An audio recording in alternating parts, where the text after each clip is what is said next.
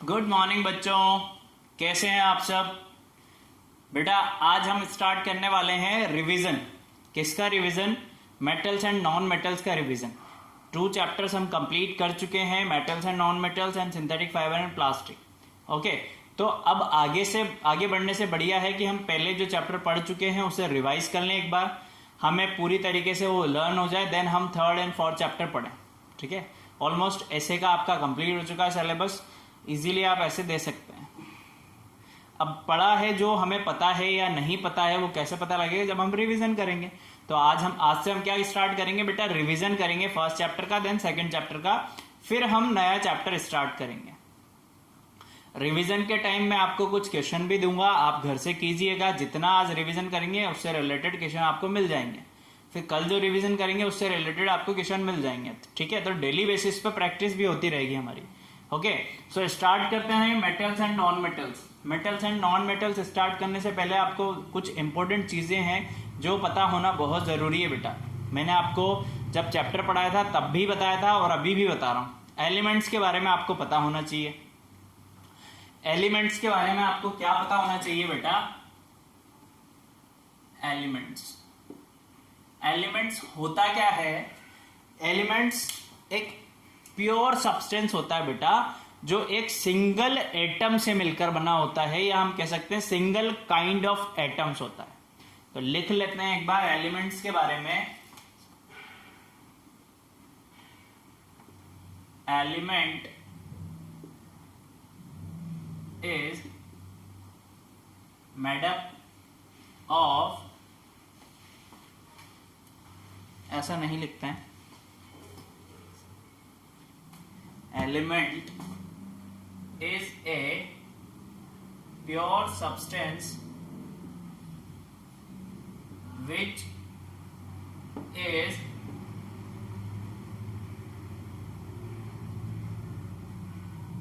made up of one kind of atoms।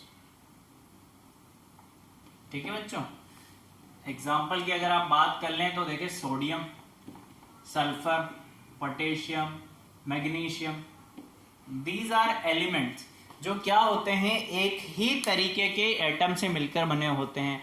ऐसा नहीं है अगर मैं बात कर रहा हूं सोडियम का तो सोडियम में मुझे थोड़ा पार्ट क्लोरीन का मिल जाएगा। अगर ऐसा होगा बेटा तो मैं उसे एलिमेंट्स नहीं बोलूंगा, फिर क्या बोलूंगा मैं उसे? कंपाउंड। चलो, बहुत अच्छी चीज है, एलिमेंट्स आपको पता लग गया, बहुत अच्छी बात है। एक और इंपॉर्टेंट चीज है जो आपको पता होना चाहिए बेटा, वो क्या है बताते हैं अभी। देखो, चलो बहुत अच्छी बात है। जब आप मेटल्स नॉन मेटल्स पढ़ रहे हैं तो आपको पता होना चाहिए कि जो मेटल्स नॉन मेटल्स आपको मिल रहे हैं वो कहां से मिल रहे हैं बेटा। वो पता होने के लिए आपको 3 चीजें पता होनी चाहिए बहुत अच्छे तरीके से। देखो, फर्स्ट है आपका मिनरल, मिनरल्स क्या होते हैं। सेकंड है आपका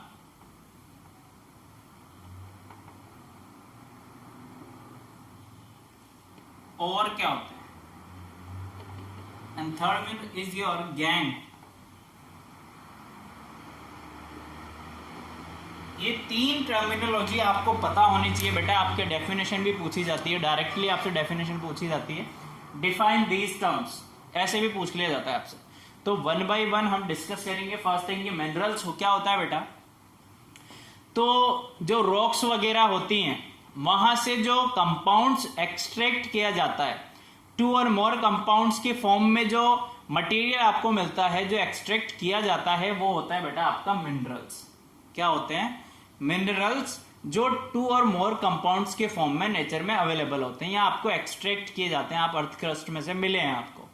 ठीक, सेकेंड है आपका और क्या है। अब और बहुत इंपॉर्टेंट चीज है कि जो मिनरल्स आपको मिला है उसमें 2 और मोर कंपाउंड्स हैं। सो उस कंपाउंड्स में से बेटा प्रॉफिटेबली, यानी कुछ नुकसान नहीं हो किसी दूसरे कंपाउंड का या किसी दूसरे एलिमेंट का, उस कंपाउंड में से प्रॉफिटेबली एलिमेंट्स को अलग करने के बाद जो मिलता है आपको, वो होता है आपका ओर। क्या होता है बेटा? ओर्स। ठीक, and last one is your gang. Gang क्या होता है? जो मिनरल्स के साथ इम्प्योरिटीज होती हैं कंपाउंड्स के फॉर्म में, उस इम्प्योरिटीज को बोलते हैं बेटा हम गैंग। या फिर और जब आपको चाहिए होता है तो मिनरल्स में से जो चीज आप अलग करते हैं उसे हम बोलते हैं गैंग। तीनों चीजें क्लियर हैं आपके? लिख देते हैं, देखो मिनरल्स क्या होते हैं? मेनी कंपाउंड्स, ये ऐसे लिखते हैं फॉर्म ऑफ मेनी कंपाउंड्स, ठीक। ये क्या है? ओर्स क्या होता है आपका? एक्सट्रैक्शन ऑफ प्योर एलिमेंट, ठीक है। प्योर एलिमेंट को क्या कर रहे हैं आप? इसमें से अलग कर देते हैं। ये क्या होती है? इंप्योरिटीज होती हैं। ऐसे याद रह जाएगा आपको, ठीक है, ऐसे याद हो जाएगा कि हमने 3 चीज पढ़ी है, वो क्या क्या होती है, ठीक। चलो बहुत अच्छी बात है, इतना आपको पता लग गया, चलो बढ़िया है। अब बेटा आपको ये भी पता है कि कितने एलिमेंट है। पहली बात तो हमारे नेचर में एलिमेंट है बेटा 118 एलिमेंट्स। 118 एलिमेंट्स में से 90% तो क्या है? नेचुरल जो अकर हुए हैं,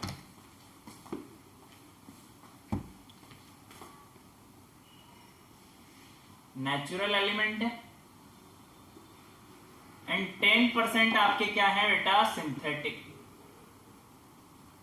सिंथेटिक मीन्स वही आपका मैनमेड, ठीक।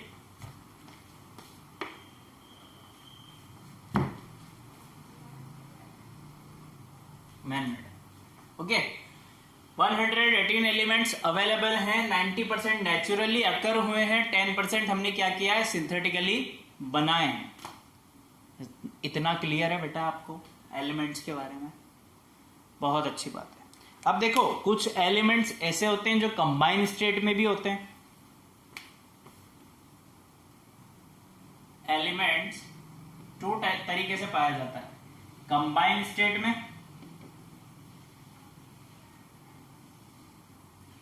एक होता है आपका फ्री स्टेट में। 2 तरीके के एलिमेंट्स पाए जाते हैं बेटा, कंबाइन स्टेट में भी पाए जाते हैं और फ्री स्टेट में भी पाए जाते हैं। कंबाइन स्टेट में कौन से एलिमेंट्स होते हैं आपके? जो मोस्ट ऑफ द मेटल्स होती हैं आपकी, वो पाई जाती है बेटा ऑक्साइड्स के फॉर्म में। ऑक्साइड्स,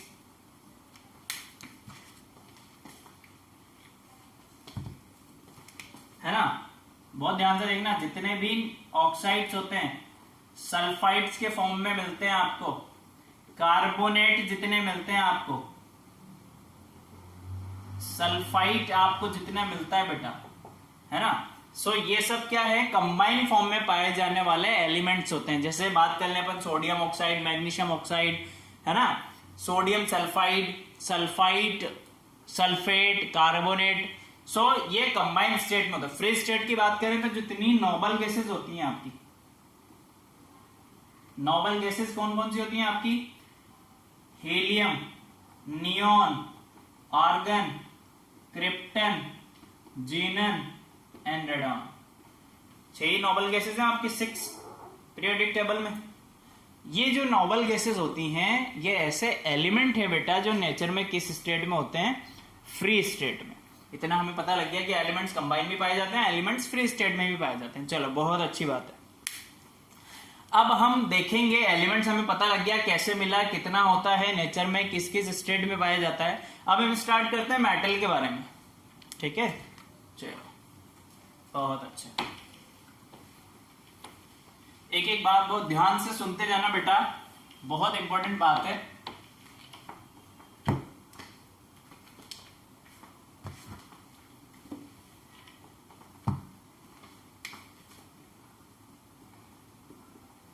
मेटल्स क्या होते हैं? मेटल्स की अगर हम बात करें तो हमने लिखा था कि एक ऐसा सब्सटेंस जो नेचर में कैसा होता हो, सॉलिड अकर हुआ हो और जो क्या करता हो, इलेक्ट्रॉन्स लूज करता हो या फिर गुड कंडक्टर होता हो इलेक्ट्रिसिटी का, ये भी हमने बोला था। या फिर हमने बोला था कि ऐसा सब्सटेंस जिसका नेचर कैसा हो, मेलिबल भी हो, डक्टाइल भी हो, सोनरस भी हो और गुड कंडक्टर भी हो इलेक्ट्रिसिटी का, तो ऐसे सब्सटेंस को हम बोल रहे थे मेटल। इतना याद है आपको? एक बार पढ़ना, जाके याद आ जाएगा, मैं लिखा नहीं रहा हूं डेफिनेशन। सबसे इंपॉर्टेंट चीज जो है वो हम लिखेंगे कि मेटल्स जो होती है नेचर में कैसे होते हैं, electropositive. Metals are electropositive in nature. अब ये इलेक्ट्रोपॉजिटिव क्या होता है भाई, ये कौन सी बला आ गई? तो इलेक्ट्रोपॉजिटिव मींस होता है जब कोई मेटल क्या करे, इलेक्ट्रॉन्स लूज करती है। बेसिकली इलेक्ट्रॉन्स लूज करने की टेंडेंसी सबसे इंपॉर्टेंट चीज किसमें पाई जाती है? मेटल के अंदर। फर्स्ट इंपॉर्टेंट चीज पता लगी। दूसरी चीज कि जब वो इलेक्ट्रॉन लूज करता है बेटा तो अपने ऊपर आयन बना लेता है। कौन सा आयन? Positive ion. इसलिए हम उसे क्या बोल रहे हैं? मेटल्स कैसी है नेचर में? इलेक्ट्रोपॉजिटिव। अब हमें मेटल्स के बारे में पता होना चाहिए कि कौन कौन सी मेटल्स हैं और उनका एटॉमिक नंबर क्या होता है, वो कितने इलेक्ट्रॉन्स लूज करती हैं और कैसे इलेक्ट्रॉन लूज करती है, इतना हमें पता होना चाहिए बेटा। तो हम यहाँ पर टेबल में एक बना रहा हूं बेटा, देखो 20 तक आपको पता होना चाहिए तो भी सफिशिएंट है। आपको उनका एटॉमिक नंबर पता होना चाहिए, इलेक्ट्रॉनिक कॉन्फ़िगरेशन पता होना चाहिए, वो मैं आपको टेबल में बना रहा हूं। फिर ये इलेक्ट्रोपॉजिटिव इलेक्ट्रोनेगेटिव बनता कैसे है वो मैं आपको बताने वाला हूं, तो बहुत ध्यान से देखना। इधर हम लिखेंगे एलिमेंट्स, यहां पर हम लिखेंगे उसका atomic number and this side हम लिखेंगे इलेक्ट्रॉनिक कॉन्फ़िगरेशन।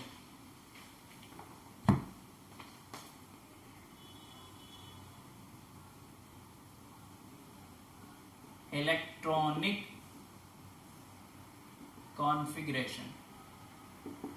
चलो अब मैं आपको बता देता हूं जो भी हमने चीज लिखी। ये क्या होता है? एलिमेंट्स आपको पता ही है क्या होते हैं। एटॉमिक नंबर क्या होता है भाई, ये कौन सी बला है सर? तो एटॉमिक नंबर होता है बेटा किसी भी एलिमेंट्स में जितने नंबर ऑफ प्रोटॉन्स प्रेजेंट होते हैं वही उसका एटॉमिक नंबर होता है। क्या बोला मैंने? बहुत ध्यान से सुनना। किसी भी एलिमेंट्स में जितने नंबर ऑफ प्रोटॉन्स प्रेजेंट होते हैं वही उसका एटॉमिक नंबर होता है।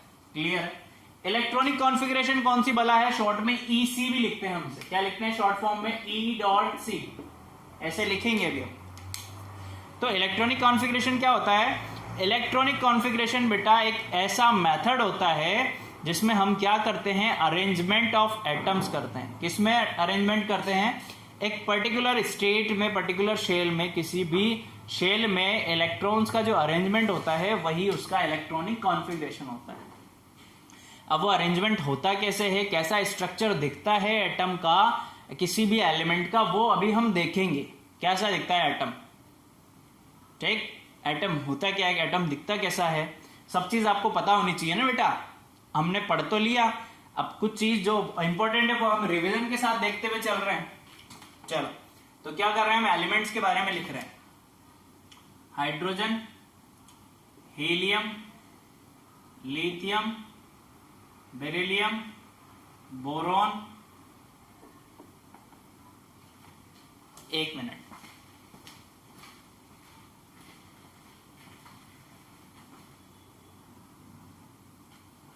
चलो।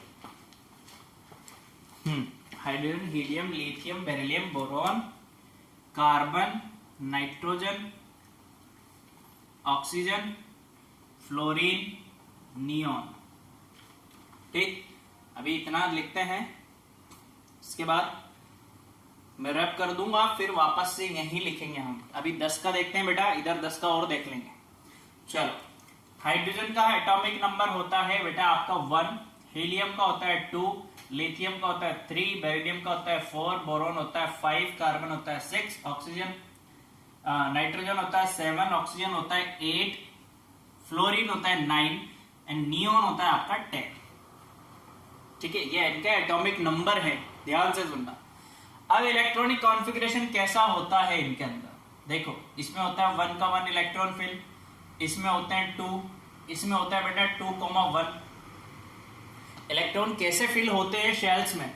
इसके फर्स्ट शेल में होता है 1 इलेक्ट्रॉन, इसमें होता है 2, इसमें 2 और एक बाहर वाली शेल में 1 इलेक्ट्रॉन। इसमें कैसे होंगे? 2, 2, इसमें 2 3 2 4, ठीक, इसमें होंगे 2 5 2 6 2 7 एंड 2 8। ये क्या है? इलेक्ट्रॉनिक कॉन्फ़िगरेशन है पर्टिकुलर एटम का, कि उसमें इलेक्ट्रॉन्स कैसे फिल होते हैं। ठीक है बच्चों, ये हमने नंबर लिख लिया। अब इलेक्ट्रॉन्स कैसे फिल होंगे, उसका स्ट्रक्चर क्या होगा, वो अभी हम देखेंगे। पहले हम 20 तक देख लेते हैं, अभी ये 10 तक हो चुका है। आगे के 10 रिमेनिंग वो भी देख लो।